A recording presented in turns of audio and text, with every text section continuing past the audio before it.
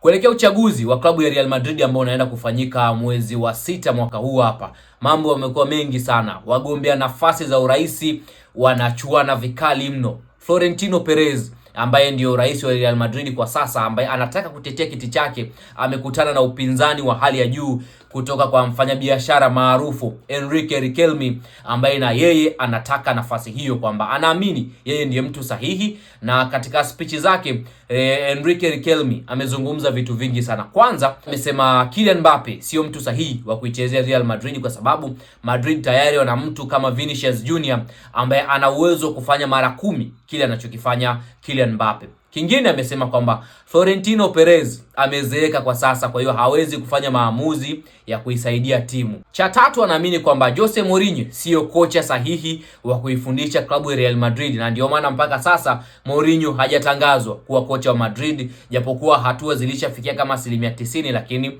wamesitisha kumtangaza kwa sababu Enrique Riquelme anaonekana kama vile anampelekea moto sana Perez, ambapo kwa sasa yeye anasema kwamba kocha Jose Mourinho sio kocha sahihi kwa upande wa klabu ya Real Madrid, na naamini Xabi Alonso alikuwa kocha sahihi kwa upande wa klabu ya Real Madrid, lakini sasa Florentino Perez alikuwa na maamuzi ya haraka, kwa sababu Madrid inataka kocha ambaye atajenga timu kwa muda mrefu, timu ambayo itachukua muda mrefu pia kuweza kutoa mataji, tofauti na mtu kama Mourinho ambaye anafika moja kwa moja na sajili wachezaji wenye majina makubwa na anaanza kutafuta matokeo. Anasema kwamba falsafa ya Real Madrid inataka kocha ambaye anaamini vijana wadogo na anajua kukuza vipaji. Kwa hiyo anaamini Xabi Alonso alifukuzwa mapema sana ndani ya kikosi cha Real Madrid. Amesema atataja wachezaji ambao wanaamini ndio wanaofaa kuitumikia Real Madrid, akisema atamshusha mtu kama Rodri ambaye pia amesema hii ndio quality ya mchezaji wa Real Madrid,